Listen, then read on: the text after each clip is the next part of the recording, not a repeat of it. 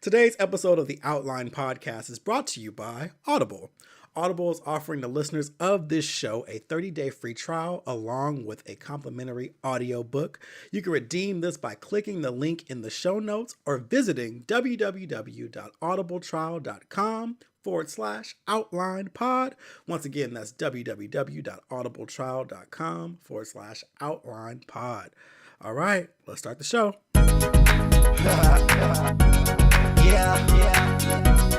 The Outline with Kevin Dwayne. Kevin Dwayne.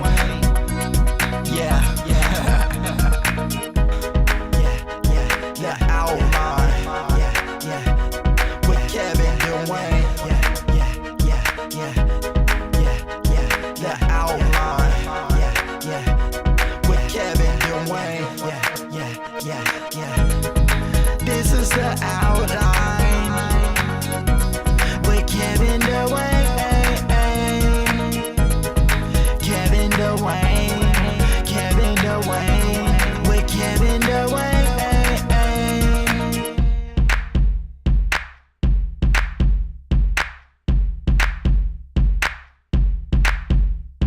Hey, what's up, you guys? This is the Outline Podcast, and I'm your host, Kevin Dwayne. This is your weekly discussion of all things entertainment, LGBT culture, and a piece of encouragement for everyone.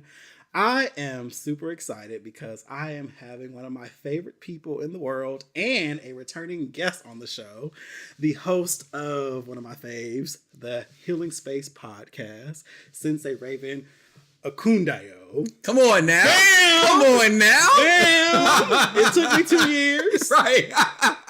But you got there. I got there. You got That's there. all that matters. But I'm actually happy to have you. You know I'm happy to be here. I'm happy to have you. And here's the thing. I didn't tell you this. This is actually going to be the last show of the year.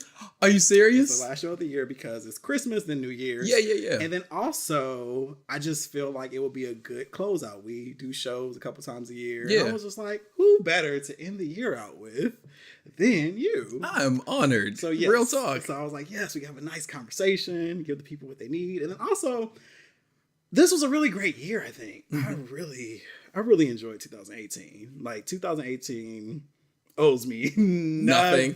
I feel like there were so many highlights this year in just all facets of life. Yeah. I mean, just down to like movies. I mean, we just saw an amazing film, which is Spider-Man Into the Spider-Verse. Oh, yeah. Beautiful. Go see it, you guys. Absolutely. Like, I'm sure Raven's going to talk about it on his show, so listen to his show so he can give you all the tea, but it was an amazing film. But I feel like this year had great movies. Like Black Panther. Yes. It's so, this year was chock full of so much that it's like, wow, Black Panther was in 2018? It was the top of the year, though. Yeah. And then someone made a good point. We were preparing for it for so long that it felt like last year. Right. It was like the hype was there for so long. But yeah, that was February. Yeah. I saw it 5 times.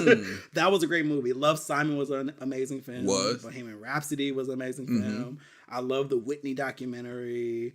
And I just felt like, A Star is Born. It felt like every film I was actually paying to see, I was enjoying. You were enjoying I was it, like, oh my God. And then on top of that, concerts. I went to some amazing shows this year. And it just kind of happened. None of them were really planned outside of On the Run. Yeah. On the Run was great. I got to see Lauryn Hill. And I don't think I talked about it on the show.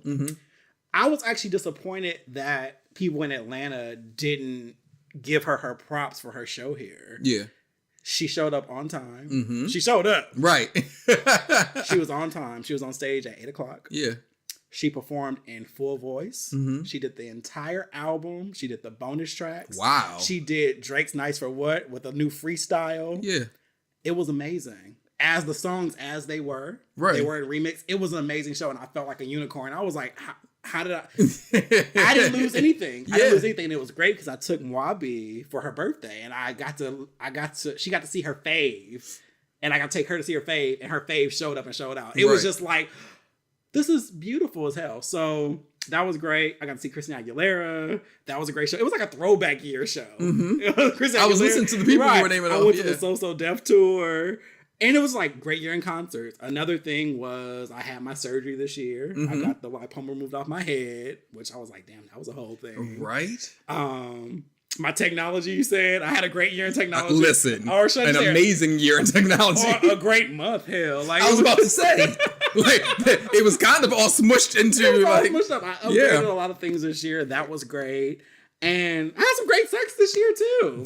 listen, and as someone being as close to you as I am, I can vouch. Yes, I had some great sex. Like 2018 owes me nothing, honestly. And I think even like you look from the outside looking in, you had a good year too. I mean, you got to have some positive changes happen. This was a year of great balance for me. Great balance. And I mean, it being someone who believes I live in balance, it worked out. You know, there was some seriously deep lows with some of the deaths that I experienced. But with that being said, for those who have tapped into the healing space and listened to the journey, they have heard about how I was unemployed for my whole first year here. And to now be working in my field with mental health is like, it was all worth it, you know? So there have been some really serious lows, but these highs have been phenomenal, you know, and that's where I'm looking. I'm looking in the highs that I experienced. So I'm there with you, you know, some great movies as well, some awesome sex. And my sex is almost the equivalent of you in technology. Like coming towards the end of the year, it's really gotten serious. Like, wow. Okay. Listen, sometimes you just need that. It's just like one of those things. But I think also one thing that kind of, and this is not a judgment, it's an observation. A lot of people, it seems like you get to the end of the year and all you see are memes and statuses of complaining. It's 2018 was terrible to me. Hurry up and get it over. Right. And I'm just like, but you said that last year. Yeah. And you said that the year before. Yeah. And you're not doing your work. Because there's no way in hell that should be. Absolutely. Like every year can't be kicking your ass. Now, yes, we all have hard years. Listen, Absolutely. 2012 was a hard year for me, but it was kind of like you. It was a year of balance. I lost a lot, but I also gained a lot too. Yeah. And I was able to kind of, I didn't allow any one event to take over the rest of the year. Right. It was just, this was a season. Yeah. There's 4 of them. Listen. All right. But it wasn't the entire year. I didn't allow it to take over the entire year. Yeah. But people go through things for sure, but it's like you can't constantly, every year can't be that bad. Right. But then also, I talk about this on the show all the time. I really believe in the power of manifestation. Like I really do. And this year, I really feel like I manifested some great things. Like for the most part, everything that I desired and wanted, I got in a way. Yeah. Or some bit to be like, okay, this works. And at the top of the year, I talked about this. There were 2 things I've done every day this year. Every day. I was like, wow, I really committed to this. Last December, I downloaded the Secret app. And every morning, there's a little daily thing to keep you on your positive thinking journey. It literally gives you ways to reverse your self-talk, ways to always switch things to a positive, ways to attract things to you. And that's exactly what happened. There were days where I would wake up and say, a new opportunity is coming my way. Yeah. And it would come. There we go. Another phrase I say so often, and I'm telling y'all, say it every day. I attract money. I am a magnet to money. I have money. There's no negative in that. Right. When you operate in a state of loss, you're going to continue to lose. And I was like, oh wow. And what happens? I was getting gigs. Yeah. And I was like, oh my God, this is working. Yeah.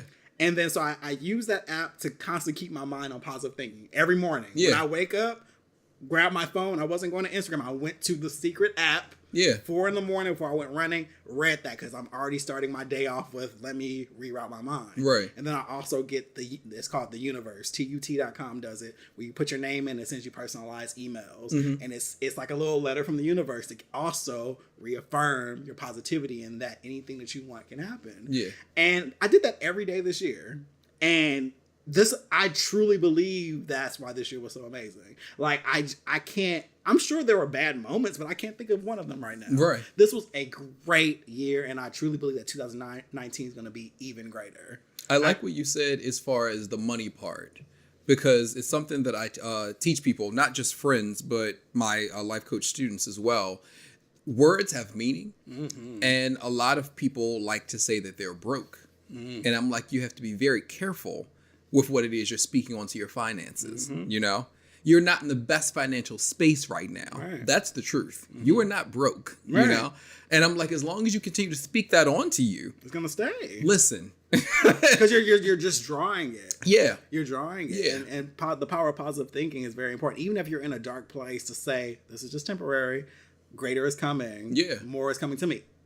Those words you speak will manifest later. And Yeah. I've seen it happen so many times, to the point that I think this year was so great is because I started manifesting in 2017.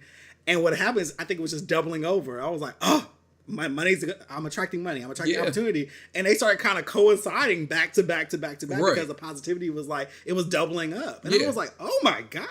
2018 was phenomenal. Yeah. 2019 is going to be phenomenal. Absolutely. And it doesn't mean that I don't have bad days. It doesn't mean I don't have bad moments. Right. But trust that my mindset is reaching for positivity at all times. And after this year, I'm like, oh, only greatness is coming It's after coming. this. Because Yeah. I really tapped into my own personal power. Yeah. And realized how much control I do have. Yeah. Like, oh, I have a lot more control than I thought I did.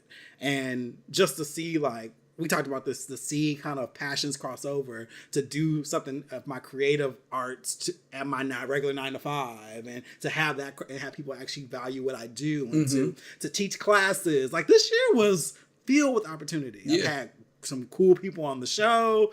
Like, what? Yeah. This was a phenomenal year. And so, I don't know.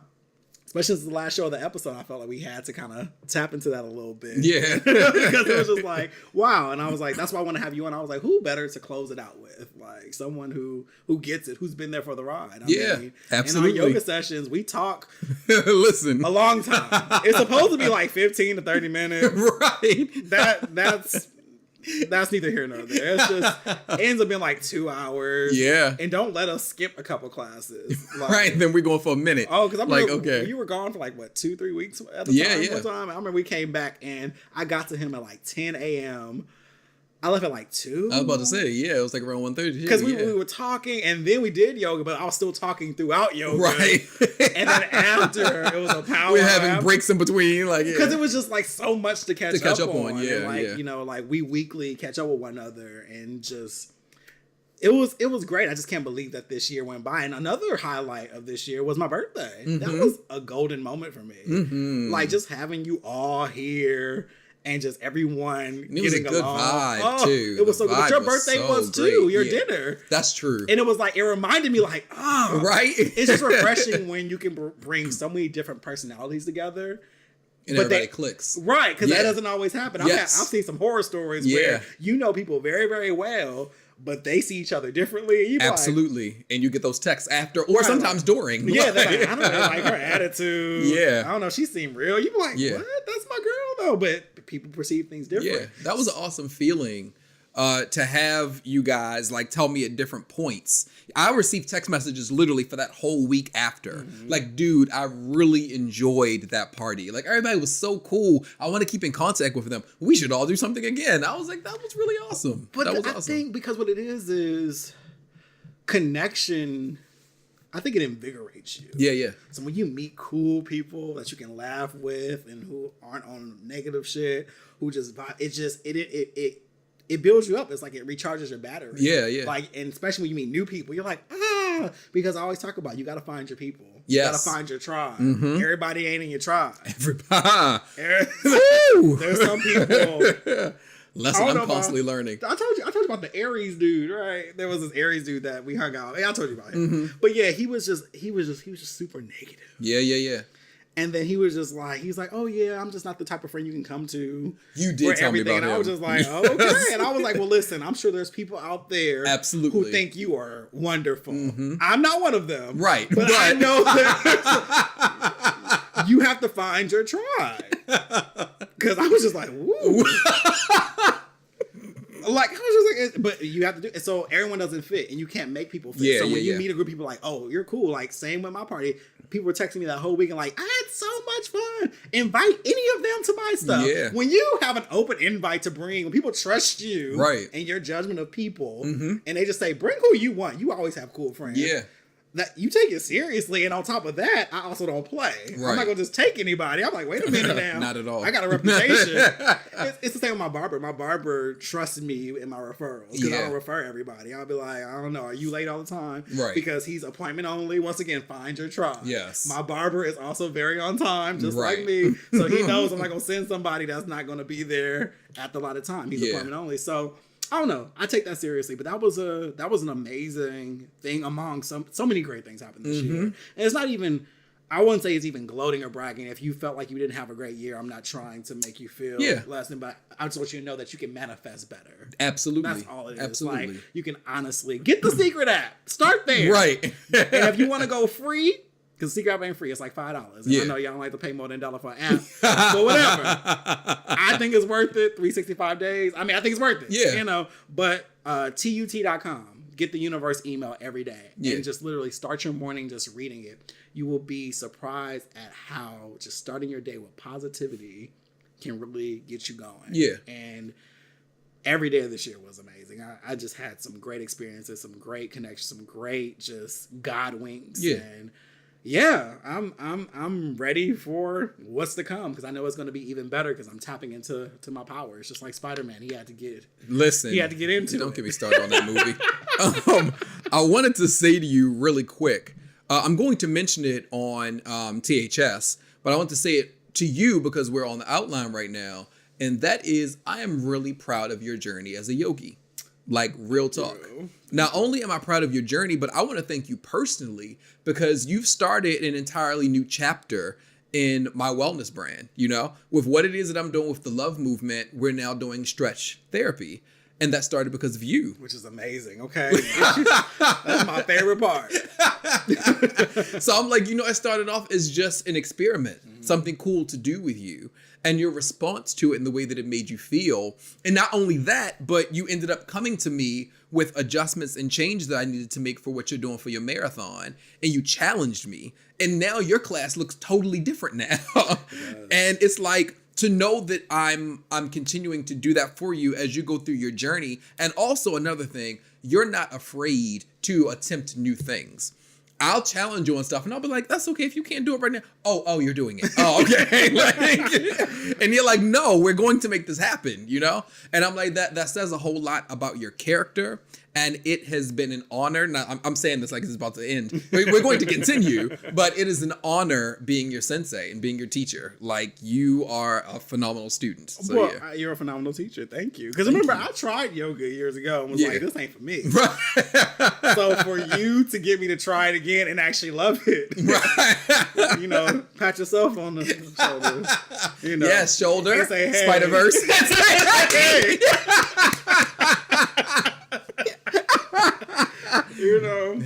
That's what I'm saying. Like, so no, absolutely. And yeah, one of my mantras is acknowledge the difficulty and do it anyway. Now, I'm good for making a face. Right. I'll make a face. I'll roll my eyes. I'm like, oh, really? Oh, really? But I'm still trying. Right. I was about to say, because you'll tell me no in a heartbeat and then 5 seconds later do it. It's just me. I gotta be rebellious first. I naturally just say no and still do it. It's like a little mind trick. Right. Like, I'm doing it because I want to do it, not because you told me because to. you want. I'm gonna still do it though. But yeah, no, I truly believe in that because I think I'm always trying to push past limits. Yeah. And that moves beyond yoga. I think a lot of times we tell ourselves we can't do something. Absolutely. Or we don't even try it. We don't actually know our ability. Yeah. And then when you try it and figure out you can do it, you're like, oh shit. Like, I will never forget the moment I got into a whoa pose. Yes, It listen. just happened. It caught us off guard. It was legit like, and you filmed it, my face looked surprised. I was just like, right. Because I literally was like, I'm just going to try. Yeah. And next, I was up and I remember just being like, oh my God, I'm in a fucking whoa pose. I remember that night like it was yesterday. But it's all you have to do is just try. Yeah. And just be like, I got this. Like, and even if you don't got it, I'm going to try to get it. Because the beautiful thing about growth is growing. Right. Come on.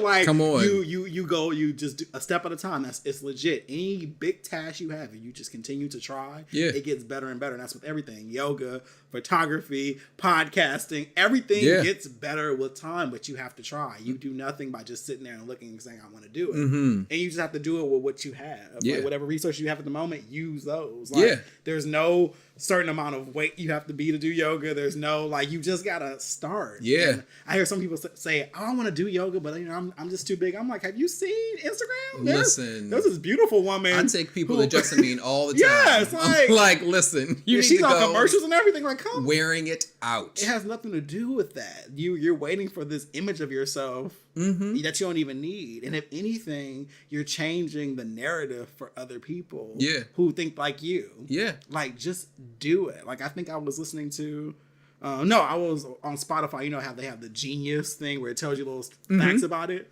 And it was Debrat Funktified. Yeah. And she was saying that when she came to JD, he was like, well, listen, a lot of times female rappers barely go. Right. So I just need you to, know that she's like, well, listen, I just want to do music. Right. It's not a huge deal, but I do want to do music. Right. Funktified went platinum, and she was the first female to go platinum, to sell 1 million units of Funktified. Sometimes you change the narrative. Absolutely. So don't wait for this image that other people gave you. Change the narrative. And that's probably a good transition into what we're about to talk about, actually. Because change the narrative. So the reason, like I said, I wanted to have you here for the last show, but I also wanted to have a topic that I was someone who was able to provide intellect and also be balanced, and someone who gets it and understands and is able to see from all points. I want to talk about body image. And this is going to be a vulnerable episode for me because I just want to just like keep it real. I struggle with body image. Yeah. And I know a lot of people out there do as well. Absolutely. But I know a lot of people don't like to talk about it because of the fear of people using it against them. Yes. That's always been my thing. It's always been this thing of like, I don't want people to know what bothers me, but at the same time, your strength is in that too. Because you have to kind of remove that fear and be like, whatever it is, what it is. Yeah. But I realized that I've always known I've struggled with body image and things of that sort. Yeah. And it's always something, even when I'm like, I mean, there's times where I'm fitter. Like right now I'm in a fitter spot because I'm focusing on the marathon and doing stuff. So, I'm like, okay, body's looking okay right now. Yeah. But there's times where, you're just a little more lax and you're a little more chill, you're a little more plump. And it's just the being okay with it. Like, why can't I just give myself a break? Yeah.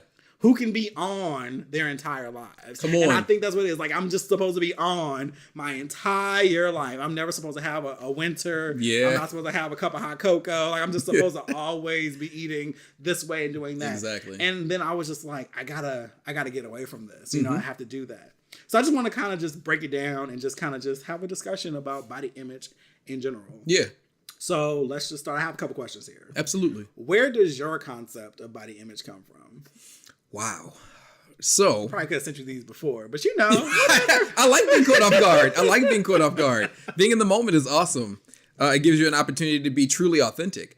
So for me, my journey has been very, very interesting. So it's kind of changed where it used to come from as to where it comes from now, So where did it start?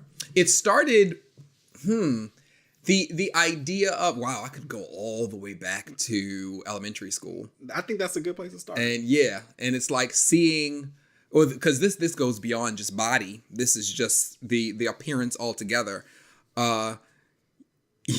Younger, light-skinned boys with curly black hair who were thinner, and looking at and taller.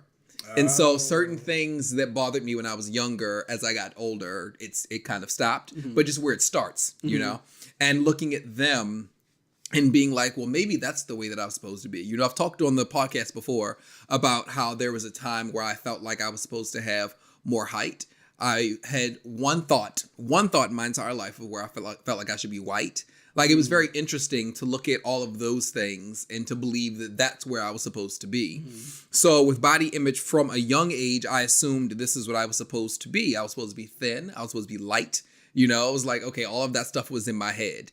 And I was like, this is the way the society sees it. These are the people who get the girls, Mind you, I had no problem getting a girlfriend back then. So I don't know what it was that was in my head, but I felt like that was right. That's where I was supposed to be. It's like society gets Absolutely. Because I remember being a kid. I don't remember necessarily where. I think it was like 4th or 5th grade. But everything kind of hit me at once. Like being called gay and fat were both simultaneous. Wow. So it was like jumbled up. So imagine my mindset of like, what is so? Am I just not? Yeah.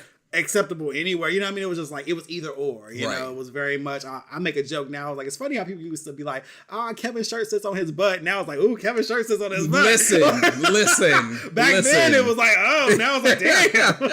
It became a blessing. Yeah. But I remember it being simultaneous. But then also, I think with me, I used to notice that other boys' clothes just fit differently. Right. I was like, wow, like the way the shirt just flows down, Right. the way you're just like, oh, it seems like cleaner lines. Yeah. Whereas I had the stomach and and then another thing I hated were the labels of clothes. I will never forget going to JCPenney and have my mom say the word husky. Wow. That was an actual pant label. It was actually, wow. It's a section. No, it was a section. They had, it was like Lee jeans husky. Right. And that's the jeans I had to wear. They were called husky. Yeah. And I remember that word being like, what kind of rude shit is that? Yeah. And I remember that staying in my head. It was always husky. Yeah. Oh, let's go to the husky section. And it was always waist 28 and up. Yeah. I mean, but as a 7-year-old wearing a 28, that's a different story. You know what I mean? Like I was a thicker kid. Yeah. And while I wasn't huge, I mean, there was there's always levels to it. Right. It was still very much like, okay, you're in the fat group. Yeah. Yeah. You ain't as big as these other kids, but you're in the fat group. Right. Remember even the movie Heavyweights, which I think is so problematic now. Was that a Disney movie? Yeah, and it was about like kids in like I guess a fat camp or whatever. Right. And I was like, God, that's problematic. The 90s were very problematic. Yes. Yes. But like looking at me, you're Yes. like, oh. But even then, it was just like just the jokes that would stem from Yeah. that and stuff like that. But I remember like kind of like it started having an effect on me because it became a characteristic that people just always went to. It was just like, well, nobody wants to pick you for dodgeball. I don't want to pick you for handball. Right. Because they feel like you can't move quick enough. Well, I don't know. He can't do what I need him to do real quick. Yeah. You know, and then even like with like even my brothers and stuff, it was always like, oh, you fat, you know, and stuff like that. And so I definitely can say I carried it on to even when I thinned out. Because like anybody, you look at old pictures and be like, I wasn't even big. Right. Like I see pictures of me in high school. I'm like, what the fuck was I going through? I was like 155, 160. Wow. But it follows you. Yeah. And to the point that you always feel like, oh my God, I'm not like these other guys. Yeah. I think middle school is middle school. I think middle school is terrible for everybody. I really do. That actually was the worst experience for me. Yeah. Middle school was the worst. Yeah. Because first of all, children are assholes. Yeah. Especially in middle school. Yeah. It's something about that bracket where it's just everyone's going through things, everyone's trying to find themselves. Right. And then people are trying to, you talked about this on the show recently, people with YOLO, people are trying to get their confidence by putting other people down. Absolutely. Middle school is filled with that. Oh, filled with it. I need to Absolutely. find your flaw Yes. quick because this acne's flaring up. Right. And I gotta find And something. it's like, look at me. Right. Now, see, here's the thing. It's so funny you would say that because none of us are perfect. Yeah. You know. So I was literally that kid in middle school. It to the extent that, like, because it wasn't like that was me all day, but there was a brother. I almost said his name, Lord. It's not like, I'm fairly certain it would be crazy if he was listening to the podcast. You never know. But he and I were friends. I was friends with him and another guy who, funny enough, was tall and light skinned. So I'm like, that's really interesting. He was dark, short, and very thick. And I was somewhere in the middle as far as complexion, size, and everything. So it was very interesting because I never battled weight until I was in my mid-20s. But there was a shame, and I knew. So I was like, the tall one who was light-skinned had very jagged teeth. So that was his insecurity, you know, as he never liked to open his mouth. And then the one who was shorter and dark, he was very thick and didn't really have good hygiene. And so he didn't really know how to take care of himself. And what ended up happening is that I was always picked on for being either too gay or too white. So I was picked on for that. So those two would get bullied physically. It was never physical for me. It was always verbal. So it got to a point where I was like, because the shorter, thicker one had did something really negative to me.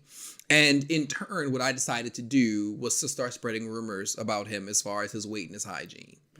And it made me feel so bad by the end of the year. But it was one of those situations where it was like, I'm taking all of this that's being put on me and I'm putting it onto you. Not taking into consideration, one, it was already happening to him, you know? Yeah. And two, that's only going to make it even worse. Back then, we didn't have lots of conversations about suicide and things of that nature, you know? Yeah. So it's like in hindsight. But I did know at year's end, by the time we graduated, because this was in, I believe, 7th grade. So by the time we graduated in the 8th grade, we had, you know, mended everything and stuff. And we had a conversation about it. We were never as close as we were prior. But he felt bad about the things he was saying about me when it came to sexuality and all that. I felt bad about the body shaming that I was doing to him. So we both apologized to each other. But I went into high school, thankfully. By the time I got to my high school, it was a art high school, creative arts high school.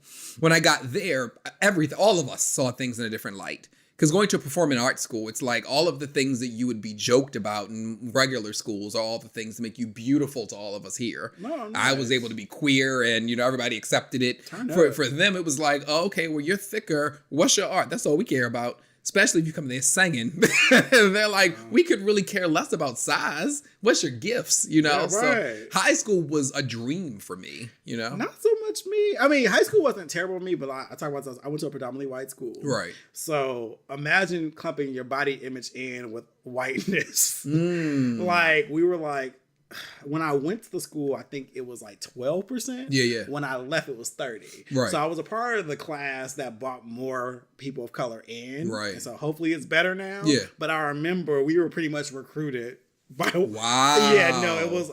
So they had a certain quota they needed to meet. Well, no. What it was, it was actually one of my good friend's moms. Okay. She was definitely sending her girls there because it was a Christian school. So, excuse me. She was sitting on Christian school.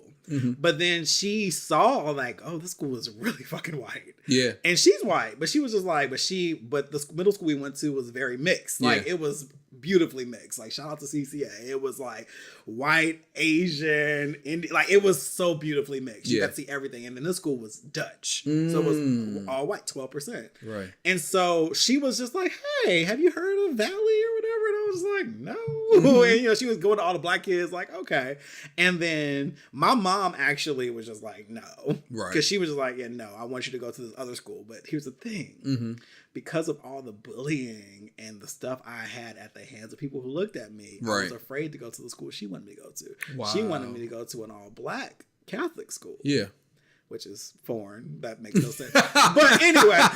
I'm listening to you like, well, that was different. Okay. It was different as fuck. But whatever. They had a good sports program. I know. And that was it too. I was like, so you want me to go to a school that is known for sports. Right. And is predominantly black. Yeah. But it was affordable. Because my mom's like, you're going to another private school. Right. Because I don't want you in public school. Obviously, she saw the light too and was like, no, he cannot go to because otherwise I would have to go to the school that Tyrese went to, which is in Watts. Wow. And she was like, yeah, no, you're not going. You're not going Lock there. High School. You're not going. Right. No. And she's like, you know. So she's like, you got to stay in a private school. Yeah. So it's either going to be Sarah or it's going to be Bishop or something else. But Sarah was in her price range. But me being a dumb kid, not even respecting or understanding money, I was just like, I don't want to go there. Not thinking if I could go back, I'd be like, okay, I could probably work this out. Right. But then I was like frightened. I'm like, no. So I went to Sarah, took their placement test, and I bombed them. It was partial me doing it on my own. Right. But some of that shit was a little like, ooh. Right. And I remember her face when they told me the score. She was like, this isn't right. This makes no sense. Like, you're doing this shit on purpose. Now, my mom could have made me go to summer school. She could have easily been like, okay, you can take your ass to summer school, but you're still going here. But she was like, okay, you can go to Valley, whatever. Right. So I ended up, because I wanted to go to Valley, because I was like, I feel a little bit more comfortable. Yeah. Back then, I just felt like I'd be more comfortable at the school. But it also taught me a lot about microaggressions and racism and all that stuff. But that's a whole nother episode. Right. But back to the point, then I'm around a bunch of white people. Yeah. So now your body image, like you're still considered thick or whatever. Right. But then, white people, their version of thick is way different. Like you gotta be thin. Yeah, man. Like even having butt is like, whoa. Right. What is happening? What's going on with you? What's going to happen? The only thing they accept is the big dick. That's it. I'm just telling you what I know. But I remember being in the locker rooms And just seeing all these white guys with 6-packs and, you know, and these bodies, I'm just sitting here with just like whatever. My chest is like whatever. Like I had like no muscle definition. It was just, I'm a 14, 15-year-old kid, you know? Right. But even that, so you're just like, it's just going through that and just constantly going through it. But then you start attributing it to value. Yeah. Then you're looking at people, well, this guy gets all the girls because he has that 6-pack. Right. Or, you know, this person's fit. This person's athletic. Well, this person does all this stuff. And so that happens. Yeah. But then, like you said, you don't know, like, there are different people who were attracted. There are all the girls who were into me and stuff like that. Right. But you always feel like it's a fluke. Like, I feel like you're fucking with me. Right. I feel like you're messing with me. And we'll put a pin in that too, because I want to bring that back. I want to bring that back up when we get to current present day. Yeah. But yeah, that's where my body image stuff comes from. I always felt like I was just, I won't say not good enough, but it was very much like I was in the other box. I was like, we like you from a cutesy standpoint. Right. And that's why to this day, I fucking hate being compared to inanimate teddy bears. I hate it. People, like someone called me Teddy Ruxpin. It pisses me. I hate it. Yeah. Don't call me any fucking bear. Any kind of, I hate it so much. And people think it's so cute. Thickums hate it. Yeah. Hate it. And people think it's so cute and like, oh, you're so cuddly. No. Like, I don't know if you look at my face. I'm so confused. Like people do all the time. I'm like, don't do it. Why do you think calling me Teddy Ruxpin is cute? I don't like it. No, stop. I could understand that. But I know this stems from always being put in that kind of right. the cute fat boy and the little chubby. No, don't. You know, things like that. And then I guess then you move into once you hit the scene. Right. Because that becomes a whole nother beast. Oh, very much so. And I so. don't want to generalize, but talking to a lot of straight men, they'd be like, oh yeah, no, you got it bad as gay dude. Yeah. That was like, women don't care as much. Oh, no. Nowhere near as much. I hit the gay scene at 18. And the thing about it is, my senior year of high school, I had lost so much weight. I was running by then. I was doing I would run around. I was doing weight. I had weight training because I had free periods. So I had weight training and I had it was like a free PE class. So you could do whatever you wanted. So I would run and lift for an hour. Yeah. And then I was also, I had turned 18 that year. So I got hydroxycut. Wow. but I had dropped this weight to the point that one of my managers was like, are you on drugs? I was like, no, I'm not, man. She was just like, you just lost weight. Really fucking right. I was like, no, I lost weight. And I felt genuinely good. Yeah. And I was felt like I was wearing my medium shirts and stuff like that, only to get into the gay scene and feel like a child all over again. It was like fitness was put up to a whole nother level of oh no, you need to have this chiseled body. Right. It needs to look like this. Adonis. It was just it felt unattainable. And to this day, I'm still, I said fucking long time ago, I said, listen, this ain't gonna happen. These people aren't even real. Yeah. And stuff like that. Yeah. And so that became a thing. What was your experience getting it? How old were you when you started going out, I guess, or being a part of the... Wow. I guess it would be around the same age. I came out to my parents at 17. And then, wow, it's been a long time since I said coming out. That's funny. I usually say liberation of the spirit, yes. But you silly. Liberace, yes.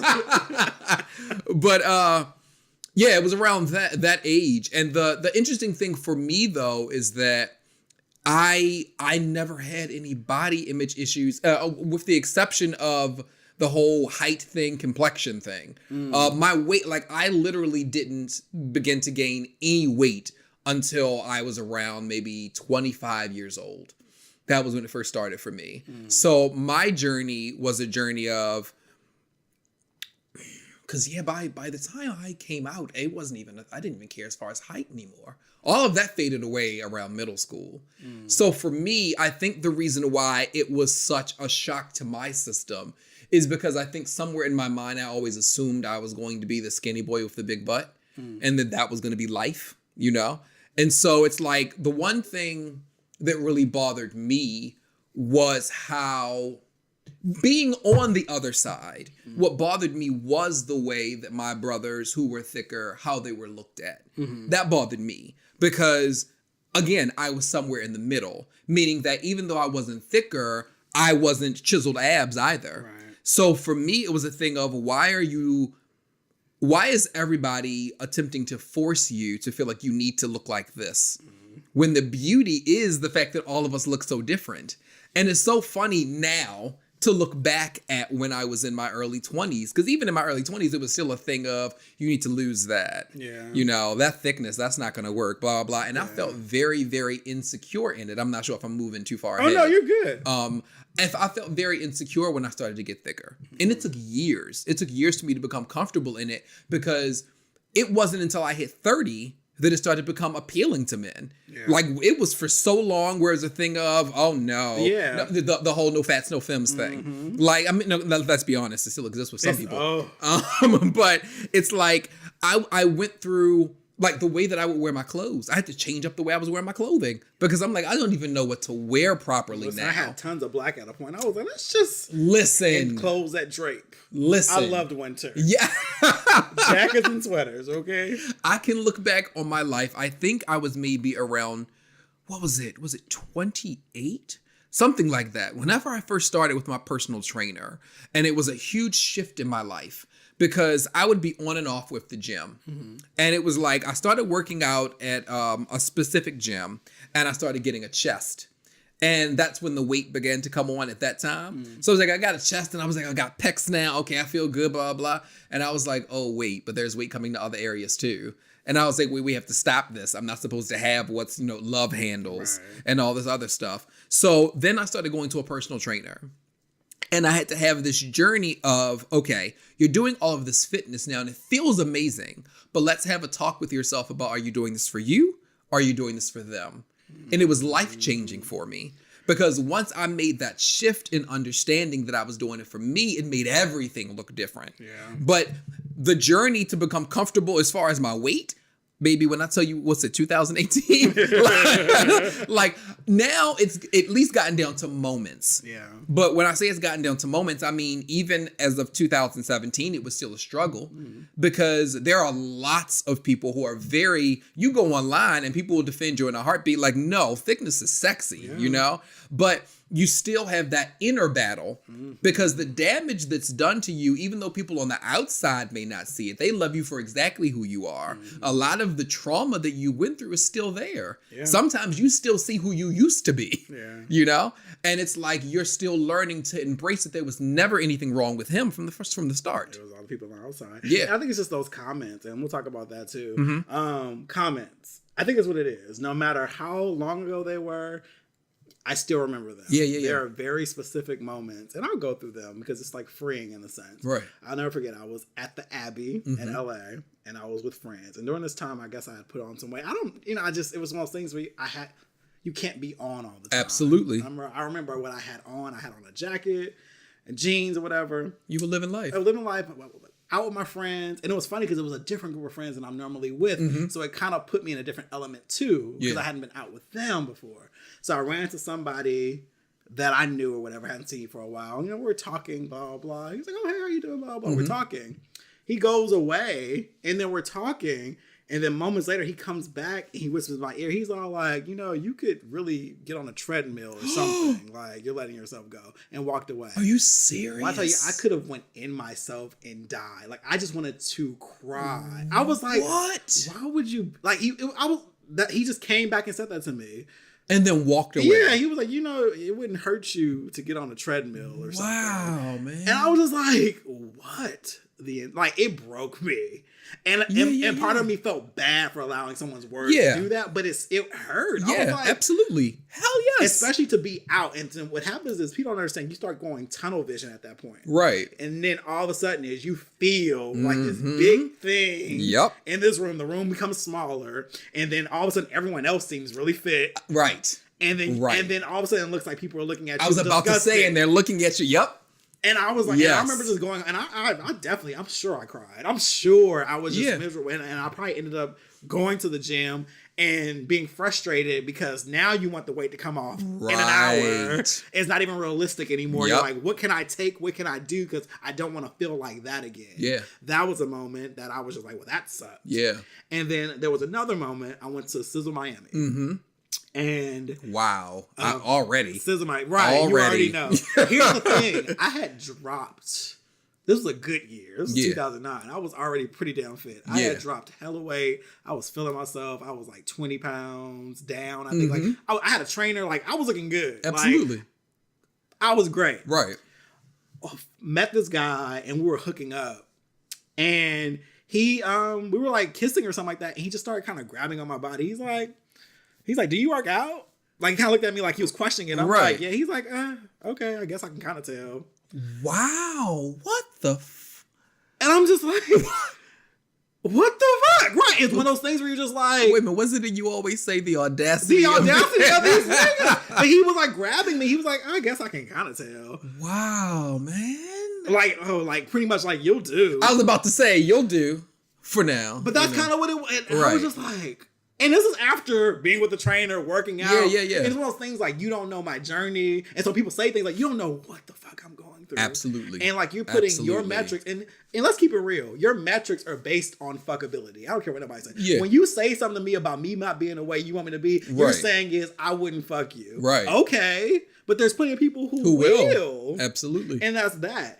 And two more. Right. They're very specific, and it's been over a decade. Yeah. Another one, I was out with a close friend of mine. Mm-hmm. I love you to death, but I'm telling this fucking story. Right. We were at a club, and it was when I first moved to Atlanta. I had gone through all this stuff. Okay, so my weight was all over the place from 26 to 29.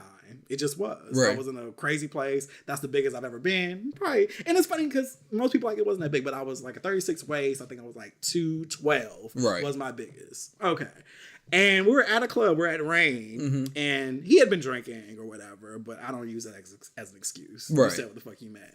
And he was just like, boo, when you gonna lose weight? You let yourself go. You need to lose weight. Once again, in a club. And it's someone close to me. And I'm just like, really? Yeah. And you know how I feel about that shit. Yeah. But at this time, they're all about the tough love. I'm like, you don't gotta deliver it like that. How about it?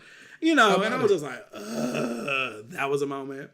And then this wasn't a moment, but it was just, I told you about this happened last year, but it was like one of those, that shady text message I got out of nowhere. And I hate to even give power to it, but it's not really power. It's just, it's funny. Right. It was obviously somebody who knew it would be a trigger. It was like, the text said, I know because I remembered, it was like, hey, Kevin, I see you've lost weight, but you'll always be a big bitch at heart. So go ahead and enjoy this little attention that you're getting now. We all know you'll be fat again. Wow.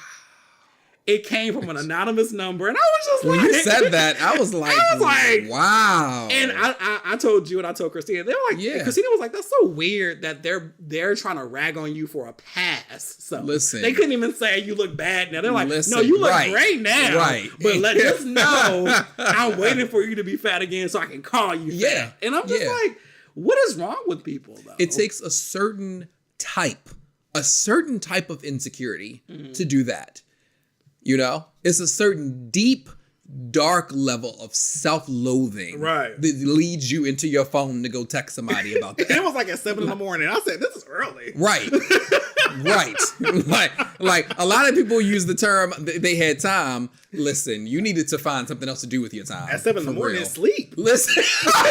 You're probably deprived. But that one, I laughed it off. Yeah. But I did think to myself, what if this had come to me if I wasn't this size right now? Would I had crumbled? Absolutely. And that's when it led me thinking of like, am I okay mentally when it comes to body image? Yeah. It made me think about that. Like, I need to get to a place where this is not even like a... Right. Because that I just laughed at and was like, okay, you're basic. Okay, move on. But it's just one of those things where like people are really, really cool about that based on what they think people should look like. Right. And like you say, it still exists. But let's move into the embracing of thick people. Right. I wanted to tell the story really quick. Go for it. That I had talked to you before. I've had some horrible experiences when it comes to people needing to learn couth when it comes to weight when it's Capricorns. It has only been Capricorns. That's the crazy thing. So one story I'm going to tell is a story that I've shared with you, which is a Capricorn here in Atlanta who I had slept with. And it was a situation, and I know we can be as free as we are in the healing space on here. So I can be as detailed as I need to be. So this was an instance where I was bottoming and we had amazing sex the previous day. And so we come back and we're having sex the next day and I'm still wearing my tank top. So everything else is off except for my tank top. He's completely naked. I'm riding. And he asked me to take my tank top off. And I'm like, no, I'm cool. And so we keep going. It's like, are there any other circumstance? You keep going. You digging in. You're doing your thing. I'm enjoying it. You're enjoying it. Let's keep going. So he's like, no, take it off. And I'm like, no, I'm okay. Like, keep going. So he was like, why can't you take it off? And in my mind, I was like, wait, what? Why are you pushing this? Right. So I was like, because I don't feel comfortable. Like, so then we keep going, and so it's shame time. So he was like, well, I don't know why you wouldn't take it off. I mean, it's no big deal to me, so it shouldn't be a big deal to you. And I was like, why are we having this conversation? You are literally inside of me. Right. You've gotten what it is that you want. Yeah. So can we keep going now? So he was like, personally, I like your size. I like you the way that you are. I don't have I don't have a problem with thickness. And I was like, let's be clear. And he made me go so deep into this that I ended up figuring out, because I myself didn't know why. I just knew I was comfortable keeping my shirt on. Right. So he kept breaking it down and shaming me so much that I actually had an aha moment in the middle of his ass being in me. And he's also projecting what he thinks it is. Oh, absolutely. And that's a lie. I can have a scar that I don't want you to see. There might be something going on, a rash or something that I don't want to have out. And you automatically put on what you think that it was this. Yeah. So I took my tank top and I put it over my head. You know how you wear it like over your shoulders. So I showed him my full chest, stomach. Cisco. My full chest, stomach, everything. And I was like, I'm not ashamed of my thickness. It had nothing to do with that. So he was like, so what's the problem? And so I took my tank top and put it back down again. And I said, what I've come to realize as I've been sitting on top of you is that this shirt is a guard for me. It is like a barrier. I'm not comfortable enough with you to be able to give all of my body to you just yet. I don't want to be completely bare. So this is a way of me protecting myself.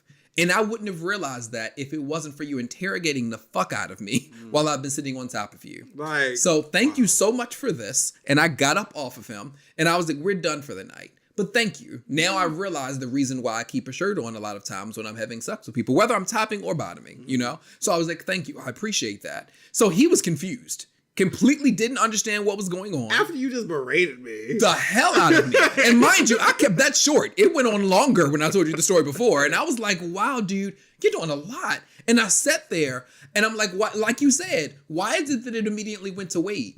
Like you said, it could have been a scar, anything. So I was happy that in that moment, I loved myself enough that I wasn't in a place of insecurity when it came to how I felt about my body. Because I'm like, you could have messed me up just now. Seriously, but you didn't care. It was about you. It wasn't even about getting the ass. You already had it. Yeah. It was you being able to get what it is you wanted in the moment. Trip. I want you to do it because I said so. Listen. And then he had tunnel vision on getting what he wanted to the point. I was like, well, why can't you? I just no. Listen. Just no. It's rough. Yeah. It's rough, especially in this community because of just like the things that people do. But then getting into people who embrace thickness, that's been tough for me. Yeah. And the reason it's been tough for me is because a lot of guys come at it from a fetishized angle. Yeah. It's never just like, oh, like they're attracted to me and they just come on to me. They have to make mention of my weight in every interaction. Right. That drives me crazy. It's like, oh, I love your thick ass. And, oh, put that. It's too much. It feels it's uncomfortable. Yeah. And it's like, and they probably don't mean it. I have to look at things from all sides, balance. Right. And I know that people aren't trying to hurt you per se. Yeah. They feel like they're affirming you because they know that society is hard on you. Yes. So I know that they're saying like, oh, I love this thickness as a way of saying no, like it's okay. It's good. But becomes so much to the point you're just like, okay, but you're bringing too much attention. Right. To it. I was about to say, yeah. At the same time, Yeah. it's like, embrace it, cool. Yeah. Do what you need to do, but we don't have to continue. Right. You know, to the point that I've even been shamed for losing weight, which is weird for me too. Mm-hmm. Like, why'd you lose weight? Like, I liked you when you was thicker. And I'm just like, But it's not about you. It's not about you. Once Yeah. again, it comes down to fuckability. Right. It's like, well, I'm not Right. like, I don't know. Yeah. Now, what you said something about like how it never really matters. Like that's true. No matter what size I was, Right. I've always been able to get laid, for lack of a better word. Right, yeah. Or date or whatever like that. And honestly, some of my better experiences is when I was heavier. Yeah. Because I think maybe they got more into personality or something. I don't know. Right. But like some of my experiences were when I was heavy. So I know it didn't really have an effect on appeal. Yeah. But I do know that mentally there is a certain feeling I have about myself when I'm a little more society's version of fit. Yeah. I feel a little more presentable while out. Like I feel a little more like even today I felt cute today. I was like, okay, you know, Right. my pants fit the right way. You know, I have this whole thing with face. Yeah. I don't like my face to be puffy. Yeah. Drives me insane. And so as long as my face has a nice little profile to it, I'm good. Right. You know, stuff like that. And you know, I get a little thicker, my face is the first thing that kind of shows or whatever. And it's like I said, the appeal's there. People were just like, okay, cool. Yeah. Like, no, that would date me, whatever size. And I appreciate those people. But from a personal standpoint, Yeah. where it's just like, no, but I feel comfortable in this space. But then also, I'm also active. Right. And so I like to be able to do yoga in a certain way. Like I like to be able to push certain limits and I like to be able to do certain things. And then with the marathon training and there's certain things that I do that require me to be a little bit more fit. Right. So there's that. I've definitely moved out of a place of doing it for other people because I know that I appeal to people at any size. Right. But at the same time, I do know that there's still a mental pull when I do gain weight. Yes. I do look in the mirror and be like, my God. And actually earlier this year, and it's funny because my body snapped back so quick. Yeah. Just a couple months ago, I had put on some weight and I was just not happy about it. Yeah. And I was looking in the mirror like, Kevin, you got to let this go. Like, Kevin, you can't do this forever. Right. Like I literally was looking in the mirror and I was like, you can't do this forever. You can't agonize over your weight until the day you die. Yeah. You just gotta just love yourself. You gotta where love no yourself. matter what. Yeah, and yeah. Same with the manifest. I just started saying I'm beautiful. My body is fine the way it is. It is what it is. Yes. This is where I'm at right now. It's never permanent. Right. It's just this is where I'm at right now. Yeah. And it's okay. Yeah. That's the journey that I ended up having. And I've talked to you about it before. And it was one of the most liberating experiences I've ever had. I made a decision one day because everyone who meets me, I guess because I'm a yoga instructor, thinks that I'm vegan. And I'm like, no, I'm not. You do give a vegan vibe. Everybody thinks. You do give herbs, Even my incense. Okay. So I always tell people, I say, I'm a happy Buddha, you know? That's me. I'm a happy Buddha. So you see the Buddha sitting there, you know, with the bald head, with the big belly, all that stuff. Now, I don't really have the big belly, but I'm thick and I'm happy.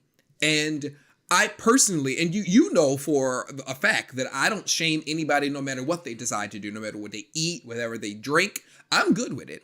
You know, for me, I know that, and I'm happy because I have friends of varying sizes who have shared with me that they're either vegan or vegetarian and they stick with what it is that they do. They're in very good shape, but a lot of them have attitudes and they admit it. You know, they're like, sticking with this regimen is great for my body.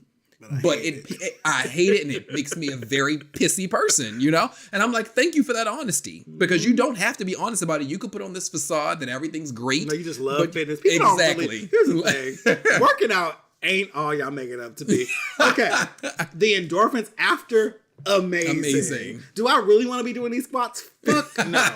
Do I really want to be lifting this weight? Hell no. But I like the way my body feels afterwards. I like the result of it, but the actual action is trash.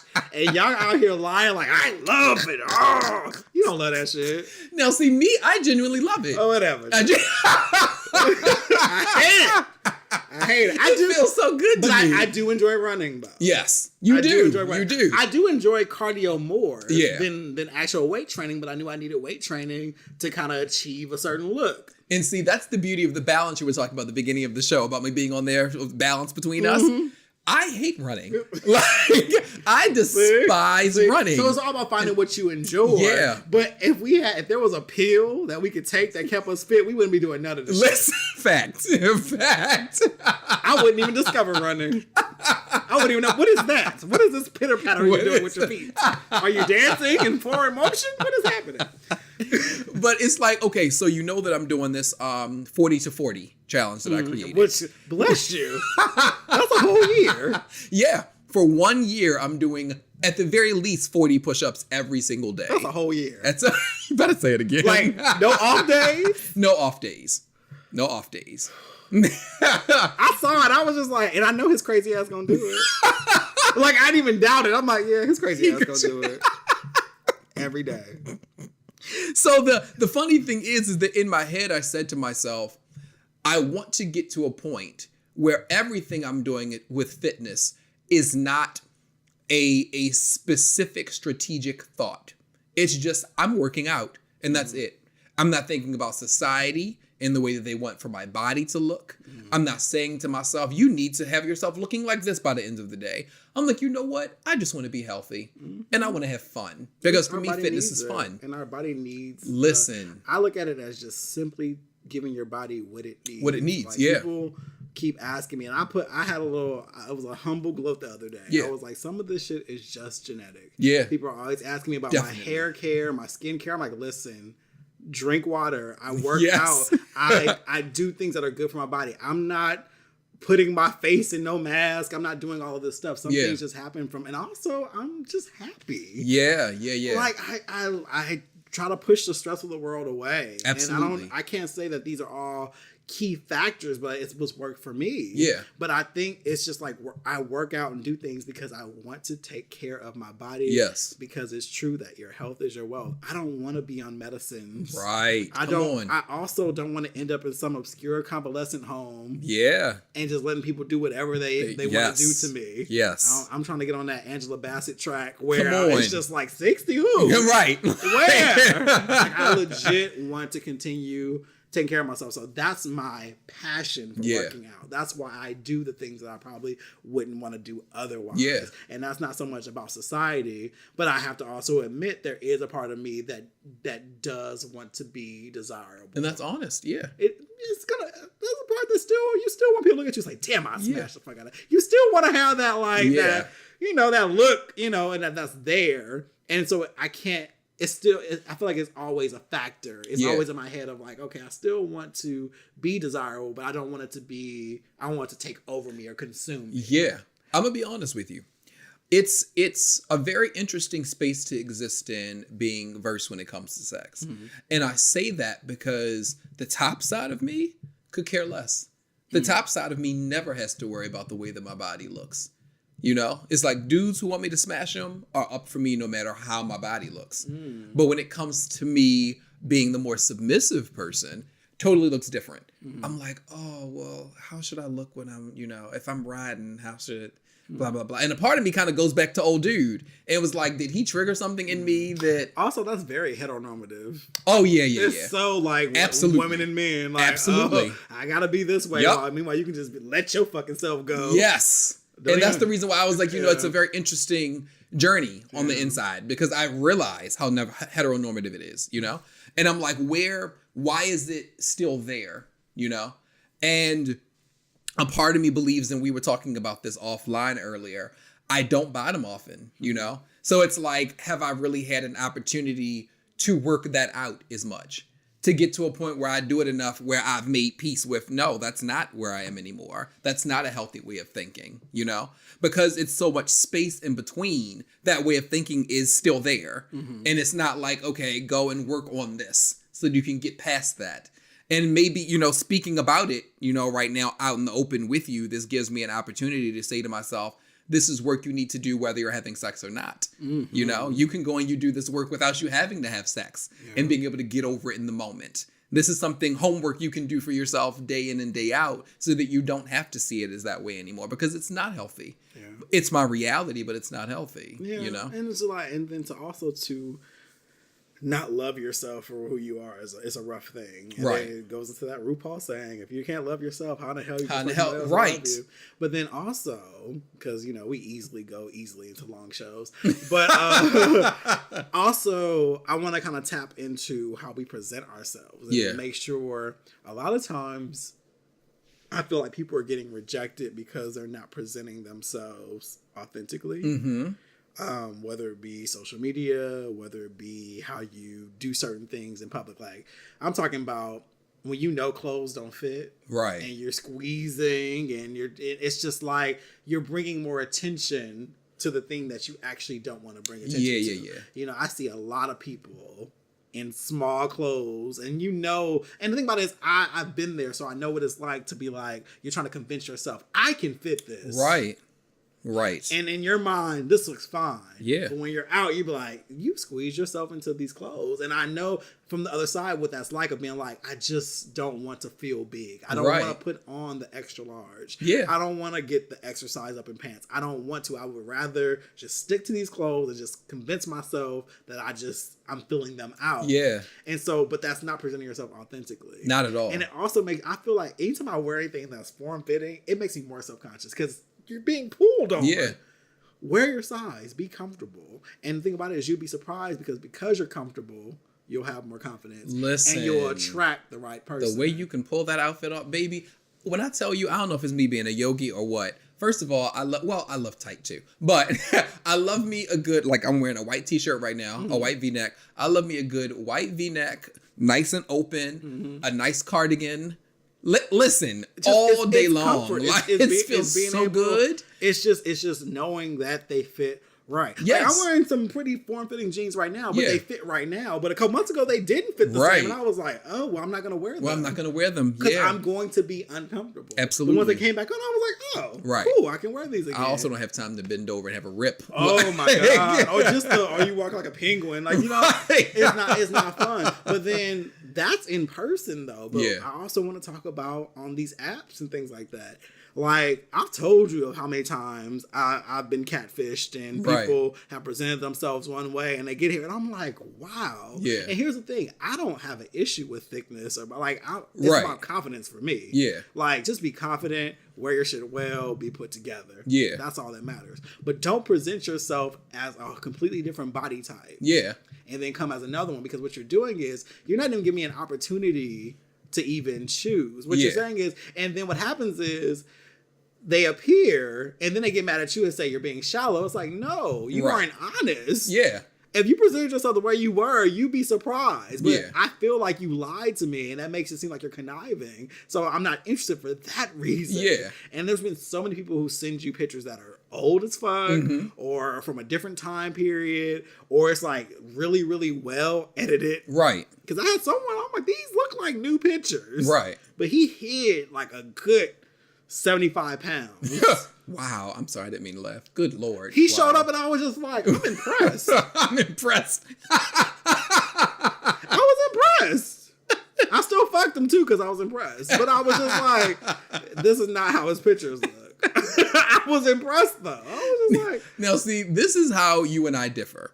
Because you allow them to come over with just pics. Yeah. You will FaceTime me. Ain't no coming to my house unless we FaceTime first. That's real. Because I'm like, I don't have... And it's one of the things I love about you. Like, it's funny because people could listen to our podcast and I feel like they would get... You are very direct, very blunt. You say how it is you feel, but you are a sweetie. Thank you. I am a sweet person. But you're direct. I am direct as fuck. But you're direct a different way. I am. Because we have our talks. You'd be like, can you help me put this into a words? Yes. And I'll tell you, like, I never thought of that. I'm like, oh. I appreciate you so much. Because I'll be like, Kevin, can you tell me if I can say this in a way? And I'll find him a nice way to run the runway. Yes. Like, you do it. And I'll be like, let's drive this way. Right. You want to go straight through the trees. I'm going to go right through. And that's why I'm like, it's better for them to not just come to the house because I don't know what my face and my mouth are going to say. Yeah. So I'm like, okay. Nope, I'm gonna leave that alone. Okay, I was about to say something, but here's one instance where I'm actually going to shut my mouth. Yes, but just know that let's FaceTime. And it's worked out good so far. It's worked out good. I don't have a problem telling a person on FaceTime. I think it's probably best we not meet up. Yeah. You know? Yeah, but it's especially like, because I've had some where FaceTime has saved me where, the teeth were different. I said, ooh. Or like just the angles, man, those angles, they're so good. Yeah. But we all know our stuff. I know me, I know my angles too. Right. Especially when I had the lipoma. I knew how to take that picture where the light wouldn't hit it. People didn't know I had it. People Yeah. just like, you had something on your head? I'm like, yes. Right. For 4 years. For 4 years. Yeah. It just depends on where you were standing. Absolutely. But I took pictures at a certain angle. Yes. And stuff like that. So I get it. But I take a lot of my pictures to the side because once again, I guess I wouldn't be considered thick to certain people. There are certain people who absolutely look at me and they're like, you're a thick dude. Me, I consider myself to be thick. I consider you to be fit with a fat ass. Why, thank you. I mean, the ass is fat. I can't stand you. And I immediately thought of my Instagram picture and I was like, oh, okay. But my Instagram profile. But yeah, so less thick, more broad. I know if I stand in a picture and I'm straight on how broad I look. And to me, and this is something I'm still working on mentally, I feel like I'm not shapely enough. If I turn and you see my profile, very much so, but it's kind of gotten to the point where I'm irritated with myself when I look at pictures because I'm the kind of person where I don't want to give people the wrong impression. So I'll look at pictures of me doing yoga poses and you'll see my profile and I'm like, I look way thinner than I actually am. And I'm like, I don't want to meet somebody in person and they feel like, well, that's not the yoga person that I saw online. Exactly what I was going to say. I am the same way. I like to present myself as authentic as possible. The only thing I get that people think I'm doing on purpose is they say I look taller in pictures. I don't know what to tell you about that. It just is what it is. Yeah. I don't know. I am 5'6". It is what it is. I don't know how to fix that. I don't. And I've gotten it for years. And I'm like, but I take pictures with much taller people. You still don't see? I mean, in my apartment, I'm standing under frames. Look at, compare the shit. Like, look at, if I'm sitting next to a table, I mean, y'all gotta do better. You do. Because people say, like, you seem taller in pictures. I don't know what to tell you. That. Like, I don't, sorry. But I didn't lie to you. I did not. I didn't say 6'7". It's on my bio. Right. Overseeing you niggas. You assume that. But then, I like to present, even on like apps like Grindr, Jack, Tinder, I try to make sure I look like myself. Like, even when my hair changed, I'm like, okay, all these shortcuts gotta go. Right. Because if you have an issue with long hair, you need to know that I have longer hair. Yeah. I saw a profile yesterday of someone, they were all like, no long hair, no dreads. I was like, damn, we getting more. Wow. They said, do not hit me up. No long hair. Which they probably have issues with, like, femophobia and shit. Right. Because I'm like, damn, people can't even have dreads. I was like, well, my hair is kind of growing. I don't know. Right. This might be too much for you. Exactly. So I try to make sure I'm presenting myself how I look. Yeah. Because I want the same respect. Right. Like, I don't want you to come, like, if anything, slight brag, I've been told I look better in person. I'm like, I'll take that. Yeah. I will take it. That is fine. But I try to present, but that goes into it. When you present yourself authentically, you attract people who are authentically into you. And so if you are of the thicker variety, or if you're of the thinner variety, because thin people get shaded too. They do. It's not simply, there are people if people are too thin, they're like, oh my God, you're skin and bones. I have quite a few friends offline and friends online, who are thin, and they have quite a journey. And the sad thing is that they believe that no one sees it. They believe that it's rare. I'm like, it's not as rare as you think it is. I know people who battle, like you were talking about, especially in the white community, as far as anorexia and things of that nature. Like, it's very, very, very real. And so I tell them, as best as I can, because you always have to be very sensitive and careful of how you talk to people when it comes to weight. But I'm like, you have to, I'm trying to make sure I word this properly. Self-love is important. Seeing yourself is important, you know? And I always stress to people, capital S-E-E. Seeing yourself, like truly. Seeing yourself the way you want to see yourself, not the way you want the rest of the world to see you. So you're thinner. That's not a crime, you know? It's like if you yourself want to get to a certain size, there are things that you can do to be able to get there, but don't feel rushed or like it's mandatory that you get there for society. Yeah. There is someone who is going to love you for exactly who you are. And most importantly, starting with you. Yeah. I can't stress that enough. Love yourself. And I don't want this to become a totally different episode, so I'm going to stop right here. But I can't stress this enough. I can't stress this enough. You must love yourself. And the reason why I'm stressing that so much is because, especially for us as queer Black men, we don't do enough of that. We seek external love so much, thinking that it's going to compensate for the internal that we should be working on. Yeah. It becomes like a turmoil. Listen, whoever he is, he's going to be there. Yeah. He's going to be there. Do the work. When you do the work, you'd be amazed. First of all, at how you ain't stressed as much if he show up. Right. If you do that inner work, baby, he gonna show up when you show up. And that's how you gonna live your life. And I ain't coming to pick you up either. Shit. Sorry, I had to throw that in there. Did you relieve your spirit? Listen, that was shit, you find your own way. You find your own. Shit. Because I love myself. Because I love you. These shits, I'm like, you know somebody's serious when they follow it up with this shit. You know. That trailed off shit. It's like, yes. It's real though. You have to love yourself. And then also, I feel like people don't respect other people's journeys too though. Like I always had an issue.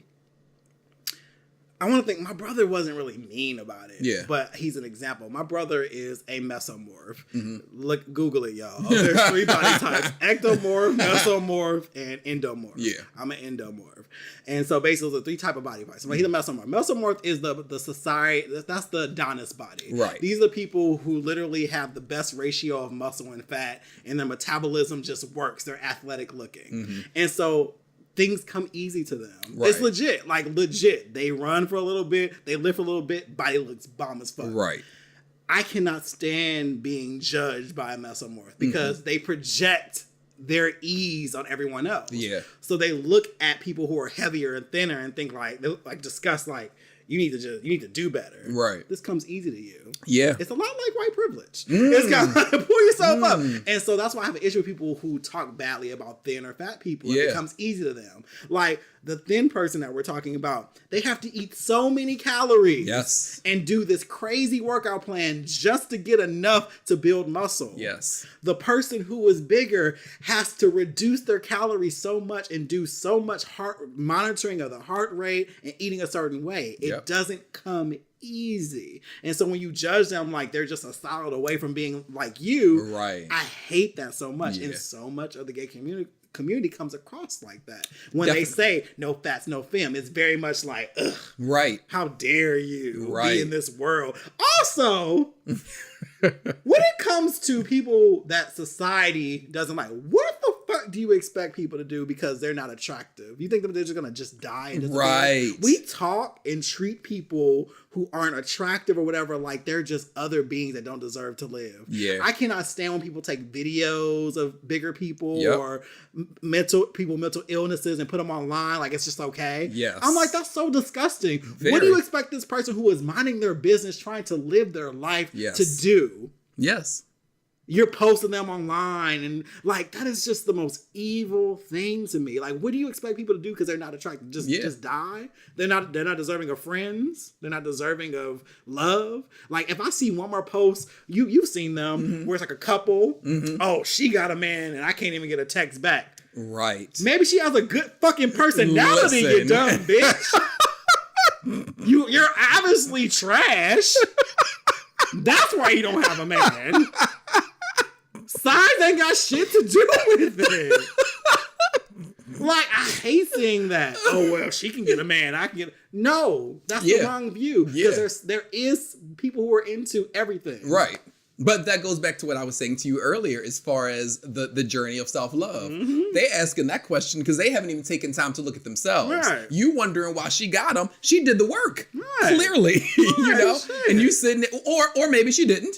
But he sees something in her. Listen, and you don't need to worry about it. maybe she make a good fish play and suck a good dick. Work on that. Work on that. Shit. But the thing that I think is interesting is that your focus is in the wrong place. You're worried about this relationship, these other people. Why aren't you focused on you? You know, it's like, I can't come back to that enough. You're wondering why it is she asked somebody, why are you worried about her?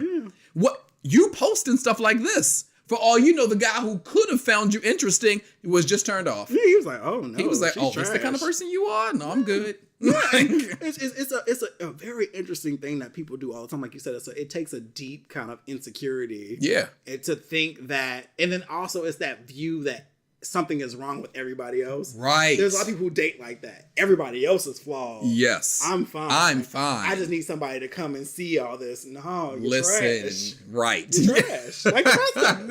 I mean, it's just like, and it's just like, no, we all have our things. Absolutely. We all have our things. Absolutely. And nah. Yeah. I tell that to people. I'm like, when I get into relationships, when they run their course, I always reflect back and say, what is the lesson that I learned? Same. And not just what he did, but what I did as well, you know? But so I can move into the next relationship. And one, after I take inventory, understand what it is that I won't put up with anymore, but also what I don't want to put on to somebody else. And with a lot of these people, it's like, are you ever doing the inventory after these relationships end, where you're looking at yourself and who you were? And it's like, okay, well, what fuck shit did I do that I can make sure that I'm not going to do again? It's always about the other person. Yeah. You know, it's like, okay, well, this is what he did to me. This is what she did to me. And it's like, but what did you contribute? Yeah. I promise you there was something. Yeah, even if it was passive aggression. Listen. Because that's the thing. It is. It is. Even if it's passive aggression, even if it's withholding. One thing I cannot stand are the people who are like, he cheated on me and you also stopped fucking him. Listen. Come on. That's a problem. That's a problem. Yes. And you dared him to do it. You was just like, and I dare you to cheat. And then all of a sudden, oh, he cheated on me! You did something. And people won't own up to it, you know? And it's like, and so it becomes a cycle. And you see it again, and you're like, oh, and this happened. And you keep going over and over. And my thing is that the reason why there was one relationship that I was really frustrated. Because when it ended, I was like, wait, I didn't learn anything. And then I had to reflect back over it. And I'm like, the reason why I didn't learn anything is because the exact same scenario happened again. Ebo shot. I say it all the time. When you don't learn the lesson, it repeats. It repeats. Listen. Until you learn it. And guess what? And the odd thing is it doesn't come back. Because I remember back in the day, I used to have issues with terrible managers until I learned how to handle it. Yep. And after that, all my managers have been great. Absolutely. And they could probably be trash as managers, but my perspective changed. There we go. And it's like, until you figure out how to handle it, you're going to keep doing this. Why do I keep meeting? I said on the show a couple weeks ago, I'm going to stop focusing on ain't shit qualities. Right. I need to manifest and say, no, there is somebody out there with these qualities, and that's what I'm going to move forward towards. Yeah. I'm not going to worry about that because I'm drawing it to me by doing it. Yes. That's what happened with me and it's a wonderful place to be where I am right now. Thank goodness. I made a decision that because Scorpios, we love to put a cape on and love to go and attempt to save somebody.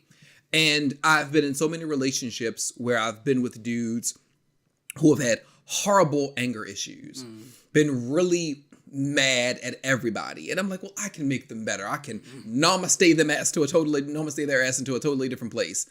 No, that's not your job. That is not your job. And finally getting to a place where I understand two things. One, if you're going to go ahead and get into that relationship, understand that that's their work. If they ask for you to be a part of the healing process in it, then operate accordingly. But don't think you're just going to go in and be like, I have all the answers, I got you. But then two, you don't have to be in that relationship. And also, you don't have to be their pain shelter. Yes. Because some people jump into that. And I've been in those places too, where it's just like, well, if he's doing this to me, at least he's getting it all out so he can be healthy for everybody. Fuck that. Right. What you're not gonna do is, you know what? Go back home. Go back home. I'm gonna go. Right. I'm gonna go. Yeah. Right, and Yeah. that's important. Yeah. Child. Well, this comes down to loving yourself. Mm-hmm. That's really what it is. I'm really glad we got a chance to talk about this. I think this is body is so important. I see so many of, as you say, our brothers and sisters constantly talking about the weight they want to lose and the body that they want. Yeah. And there's nothing wrong with going after it and achieving it. Yeah. But make sure you're doing it for you. Make sure you're loving yourself, and make sure you don't crumble when it's just not your season to be in that form. Absolutely. And that's any size, because there's no one size fits all. Yeah. But we all have our visions of ourselves, but love yourself at any moment that you're in. Come on. And honestly, as someone who struggles with yo-yo weight, Yeah. I didn't start losing weight until I started loving myself where I was. Come on. It wasn't until I said, I'm fine the way I am. Yes. And then naturally, I started taking care Yep. of myself a certain way because I loved myself. Exactly. I want to put better things in my body. I wish that could have been recorded. That shoulder? Yes. I want to do better things for myself. And then it comes. Yes. Because you're just like, hey, I'm going to go for this run because I want better lung care. I want more stamina. I want, less pain in my knees. I want to do these things for myself because they make me feel better. And then you radiate that. And then Absolutely. you naturally move into it. And it doesn't feel like a chore anymore. Yes. It becomes a pattern. Because back in the days when I was running to those gyms because somebody insulted me, Right. it felt like a chore. Let me go to this gym and stay on this treadmill. I remember I was staying on the treadmill for like 2 hours. Yeah. Just so I can see those numbers look a certain way. Oh, I burned 1,000 calories and now I'm starving. Right. I'm starving. My head hurts. I'm still not where I want to be. Yeah. I don't look the way I want to look because I'm doing this the wrong way. Right. I'm not eating the right way. I don't have the right nutrients. I'm not doing any of this right, all because someone insulted me. Versus me saying, I just want to do better for me. Yes. And I have time. There's no rush. Come on. That's another thing. We put these weird goals Yeah, that don't man. make sense. Yeah. Look, yeah. I'm doing a marathon in March. It's 18 weeks. That's proper. Yeah. Yes. I'm not saying next week. You got to build up to it. The same Yes. with weight loss. If you want real weight loss or even weight gain to stick, Yeah. it needs to be over time because quick gone is quick back. Yeah.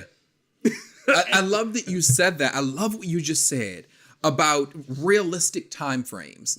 I don't believe in resolutions. And that's no knock to anybody who Me does. neither. Start now. Listen. It's the 14th. Listen. Start 15. Start now. So I created something that's named after my company called Ravolutions. Mm-hmm. And with Ravolutions, it's long term. It's like, okay, so this is what it is that I want for the course. Mm-hmm. I'm not saying, okay, I'm going to start this in January and then come May, this is where I want to be. No. I want you to make a decision. Okay, so this is what I'm going to do. This is going to take me throughout life and make me better in these different areas. It's like, have realistic goals for yourself. You're operating out of what you want society to be able to see. Operate out of what it is going to be healthy for you to achieve so you can keep going after that. Like, it blows my mind. People are like, and it's so, it makes me feel bad because I walk into the gym and I'll go in there and it'll be January and I'll be irritated for a minute because I'm like, oh my God, it's packed. Oh, don't worry. Literally by February, they'll be gone. And I hate that I think that way because it's a reality. It's true. But the thing is that I would love for them to stick with it. Mm-hmm. But the thing is that they're coming in there for other people. And your mentality is wrong. Yes. Because you want results too quickly. Yes. And you're not allowing, basically, was it a watch pot won't boil? Mm-hmm. That's literally it. Listen. It's better to just work gradually and then over time. Come on. Check in and be like, oh. Right. And when you get those results, you're like, okay, go back to continue what I'm doing. Get more results. And then out of nowhere, it starts happening quick. Right. It's like you have this slow process, and then it's like, oh my God. It's kind of like everybody, I'm laughing. Everyone's like, oh my God, your hair grew so fast. I'm like, I've been growing it since April though. Yeah. But it's because now it's in this point where it's like just flowing out of my hair. Yeah. But it was a process. It was like April's when I started growing my hair out. That's a long time. We'd be like, oh, it's so fast. I'm like, it seems that way now. That's fine. But that's what happens. He said that's fine. But even like weight loss, stuff like that, it's slow at first. Yeah. You know, your body has to get used to your new schedule. Absolutely. Your new Absolutely. acumen. It's like, what are we doing? Our bodies are natural survivors. Yes. It's natural. Your body wants to keep you content. Right. Because it's thinking like, oh, this is survival mode. Yeah. So when you're pushing it to do other things, it's like, wait a minute, it's holding on. Like, what you doing? Right. You're training it to do new things. And then it's like, oh, this is the new lay of the land. Yes. Okay, you want me to Yes. burn this off. All right, cool. You have to train it. So I think a lot of people jump in when it results quickly, don't get them because your body's fighting against you and doesn't know what you're doing. Once you work past that, it's like, oh, that's what we're doing now. And you keep that going. Baby, listen, you keep speaking to things. One, when it comes to yoga, it is so interesting to watch students when they first start. Because the simplest things to me are the hardest for them. You make things look so easy. I told you that like 2 weeks ago. You did something. I said, you make that shit look like chewing gum. Yes, chewing gum. Meanwhile, I'm like, I'm pained. But it's so awesome to see the journey of, oh my God, it's difficult for me to be able to hold boat pose. And then to get to the point where it's like, oh, okay, I can stay up here longer and longer. And each time, it's like I come up into wheel pose. Okay, before I had to come up and come right down. Now I come up, you can count to 10 seconds, 20 seconds, I'm still holding it. I can put my leg up for you. And it's like, that's what I'm talking about, Now I started getting back into fitness training. I have people who have asked me to add that to my list of things that I have on my package. So it's like when I do fitness training, I've done it at my job on campus.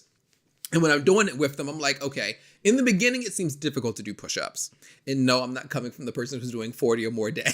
I'm coming from, I remember what it looked like. I mean, because I say remember, you didn't know. It had been a long time since I had done push-ups regularly before I started on my birthday.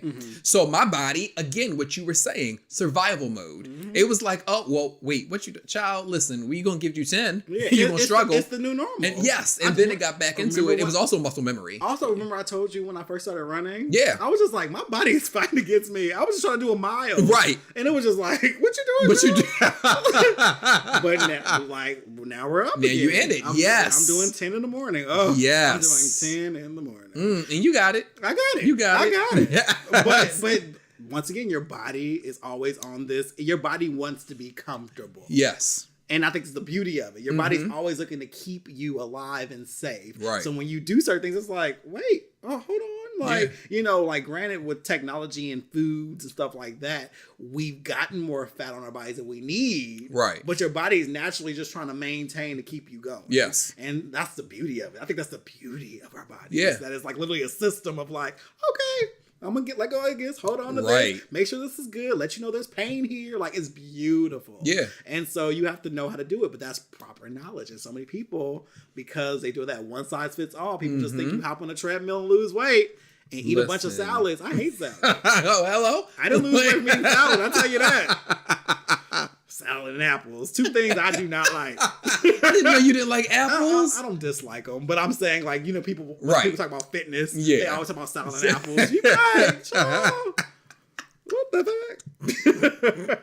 I wanted to share this in kind of in closing. Yeah. So every year, because we've been doing yoga 2 years now. Yeah. Oh my God. Well, every beginning of the year, you do ask me to do a revolution in my head. I never tell you what they are, but I am going to tell you. Okay. At the top of this year, I just wanted to be more flexible, and I wanted to take my yoga to the next level. Yeah. And at the beginning of this show, you pretty much told me that I achieved that this year. So I just want you to know that it was always in my mind. Yes. Because he never asks. He just says it in our meditation or where he's just right. think of it in your head, and then he'll do a check-in. How are you doing with it? But he never asked you what it is. But all I remember thinking, like, I just want to just be better at yoga. I want to be able to hold positions longer, and I want to be more flexible. Yeah. And listen, my sex life is great. So come on. Proof. It's proof. It's proof. The legs go, woo. The legs go. So yeah, so I just want you to know that has definitely been a thing that was there. And so you telling me that at the beginning of the show let me know, like, that's actually what I wanted to do this year. Come on, achieving? So, yes. So tell the people where they can walk Come on. If they don't know, you're family to the show. But if they don't know, let them know. Okay, so if you guys want to walk with me on social media, that will be Scorpiogi across all platforms. Scorpiogi, SCORPIYOGI. Also for the Healing Space podcast, that's thspodcast.com, _THS podcast on Twitter, and THS Podcast on Facebook and Instagram. We have a what would it be called? I guess a movement that has been going on for the majority of this year, which is called My Body Positive, which I'm so happy about this episode. I have an opportunity to talk about My Body Positive. We had several people of all different shapes and sizes who told wonderful stories on our website, wearetlm.com, WEARETLM, take your time, .com. And I would love for there to be more stories. So if you would like to contribute to the movement, you can email me at love@revolutionmultimedia.com or hit me on Instagram at wearetlm.com and share your story. I would love for you to be a part of it. And THS goes up every Tuesday. And so listen to that as well. On time, you hear me? Listen. Because I make my coffee and it better be up. I know that. I'll be like, oh, excuse me. I didn't get the newsletter saying. This, as you're listening to this, the episode that premiered yesterday is about me explaining what Kwanzaa is. Yes. And you can also listen to last week's episode, which was healing through healing through Jesus. It wasn't healing Jesus through healing through seasonal depression. That's okay. I don't remember being TD Jakes. Our guest this week is Bishop TD Jakes. Oh Lord. I want to tell you that one day just to hear your response. I'll be like, well, everybody needs a break. I'll pick back up next week. But I'm happy for you. This will be the one episode during the series that I'd never heard before. But I hope it goes great. And I listen to one about wrestling, so I mean it. Listen. I mean it. Listen. When you told me you heard that episode, I was like, you listened to my wrestling episode? It was like listen to French, but I support what I support. I was like, I could Google the rest. But all of that will be in the show notes, so you guys can click and find Raven online. Listen to his podcast; it is amazing. But he'll be on the show again. It's like quarterly, right? We'll about it. Find a way to collaborate. But also make sure you guys are sharing this episode and subscribing and rating 5 stars. Let me know what you think of everything. And also announcement. So. With every business, you got to make decisions. Mm-hmm. This podcast will not be on SoundCloud moving forward. It's it's not really worth it, you guys. Like it's a couple of you on there, and I love you all, but we're available on every other platform. I'm pretty sure you can get it to your phone other ways. Yes. Like there's so many other platforms, but SoundCloud is just not really working out, and there is a paywall with it, so I decided to just be like, you know what, we're gonna go ahead and move forward and X that. So there'll be older episodes on there, but newer episodes will not be on there in about 2 weeks. Well, in the new year. This is the last show of the year, so next year do not look to SoundCloud for new shows, my listeners, but there will be new shows. I'm not going anywhere. They just will not be on SoundCloud. So if you listen on there, this is the end of an era for now. But I am elsewhere. So make sure you subscribe elsewhere so you can get all the latest episodes. And with that said, happy holidays. Happy New Year. And I'll see you all next year. All right. Peace out.